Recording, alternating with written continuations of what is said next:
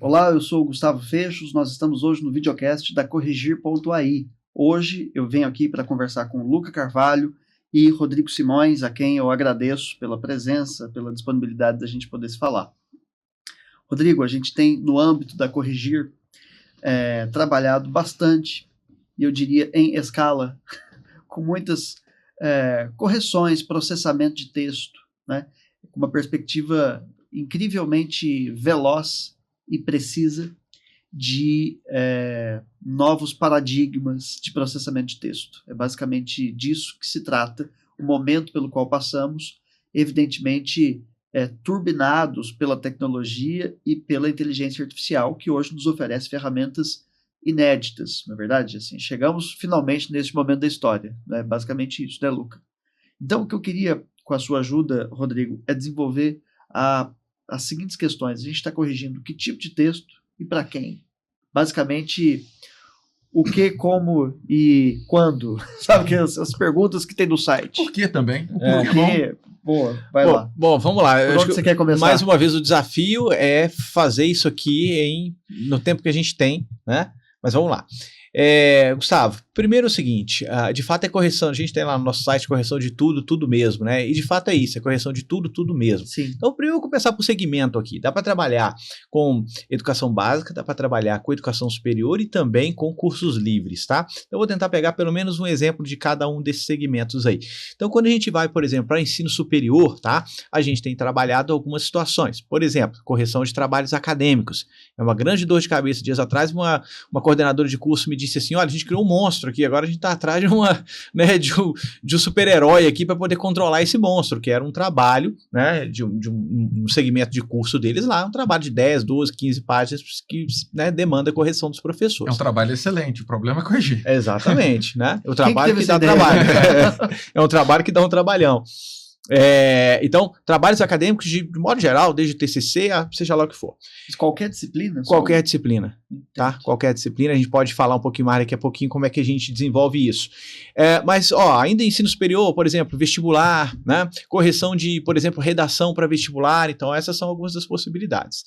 Se a gente vai para cursos livres, tá? Então, por exemplo, normalmente é acesso, tá? Ou nivelamento, né? Então, provas de acesso ao curso ou de nivelamento a gente tem trabalhado muito. E, nesse caso, é uma vantagem legal porque você já dá o resultado para o aluno imediatamente. Então, isso ajuda, por exemplo, no processo de matrícula. Aliás, isso ajuda também para o ensino superior, porque muitas vezes você está falando de EAD, então o aluno ele faz ali o vestibular e a matrícula já quase que instantaneamente, porque a gente consegue corrigir instantaneamente também.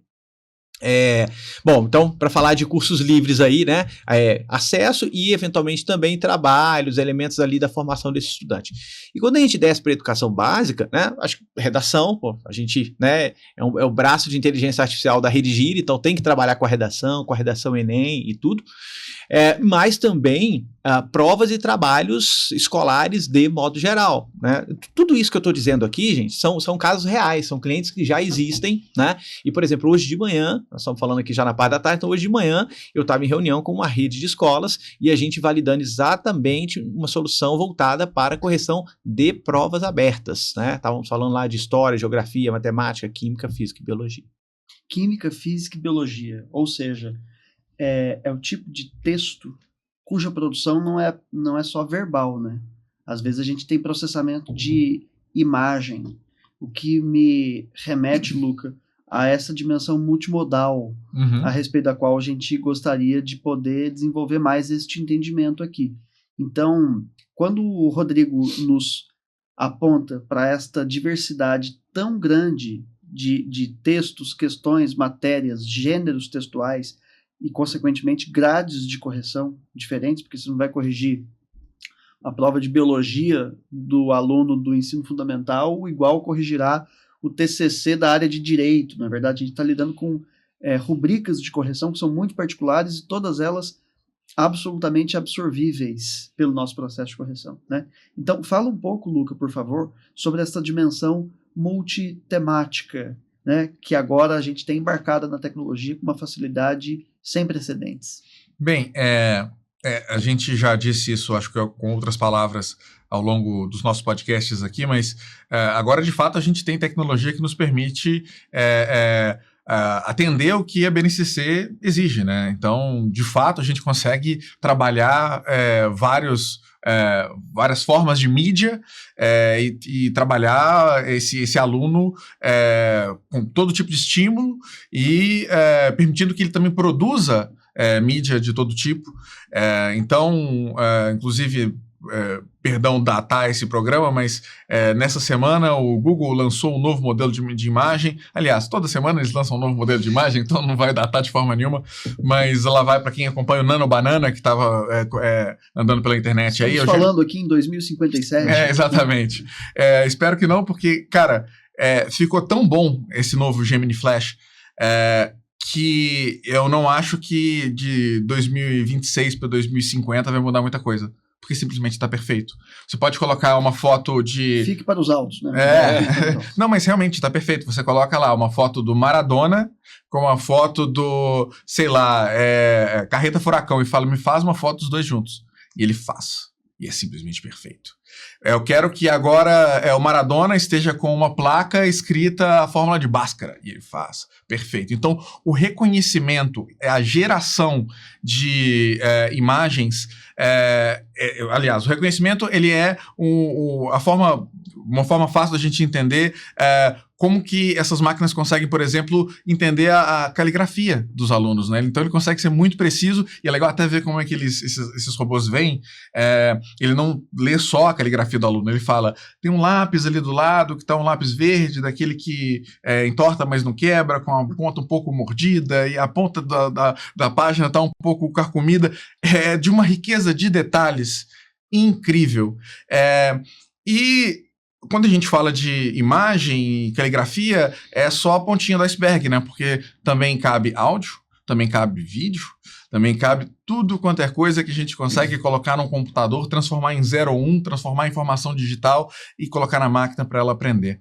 É uma máquina que aprende todo tipo de padrão e hoje, como a gente consegue também alimentar para ele todo tipo de referência, né, de acadêmica, essas máquinas estão tirando nota de PhD em todo quanto é tipo de teste que a gente dá para elas. Muito legal, Luca. Olha, eu queria só destacar um aspecto do seu texto, da sua fala, que é referente ao texto manuscrito, né? A gente não está dizendo que a gente tem uma solução capaz de corrigir o texto que chega lá digitado lindamente para nós. Isso também. Isso também, mas ao contrário, as possibilidades de ler, transcrever e processar texto digitado, né, texto que virou uma imagem que o aluno fotografou em casa, né, dessas que a gente hoje já tem alguns milênios que corrigem em casa com a caneta vermelha. Dessas que você não consegue ler, mas a máquina dessas consegue. Que você não consegue ler, é disso que a gente está falando também, né?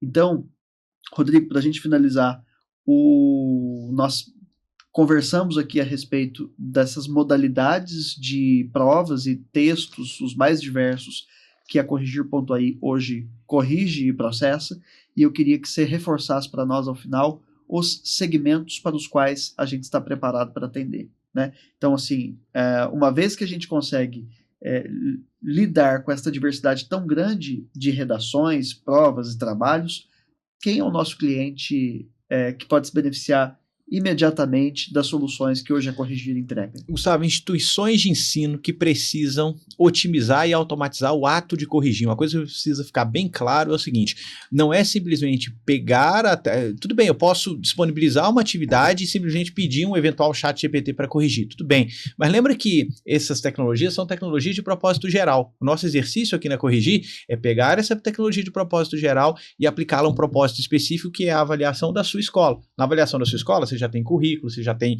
matriz de correção, então tudo isso é, na verdade, insumo para a gente criar o seu avaliador digital. No final das contas, é isso que a gente está gerando, um avaliador digital para atuar na parte do processo onde o problema se apresenta, que é no momento em que o professor precisa sentar e corrigir texto em volume.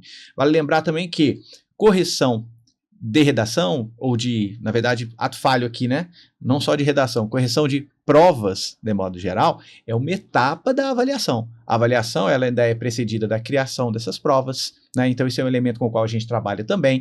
Nós vamos pensar no processo de mentoria, também é um elemento integrante do processo de trabalho da Corrigir, e também, por fim, e por que não, o próprio processo de revisão e suporte, né? Porque uma vez que você avalia um estudante e aplica uma nota a ele, é direito dele também solicitar revisão em relação a isso. Então todos esses elementos estão contemplados aí. Portanto, respondendo efetivamente sua pergunta é isso. Qualquer instituição de ensino que precise otimizar o seu processo de avaliação ou de correção em larga escala. E não é nada curioso, na verdade faz todo sentido da face da Terra, né?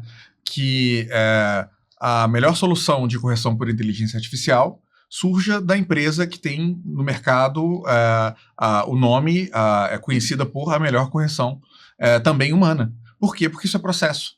Antes de aplicar a tecnologia, você tem que saber de educação, você tem que saber de avaliação, você precisa saber como transformar aquele edital do Enem, que ou qualquer edital, mas o Enem ele é um bom exemplo porque ele é péssimo, ele é muito humano, né, com elementos como muitos, poucos e alguns, transformar isso daí em alguma métrica que a gente consiga ensinar para uma máquina, verificar em escala, retroalimentar os erros e garantir uma entrega no final.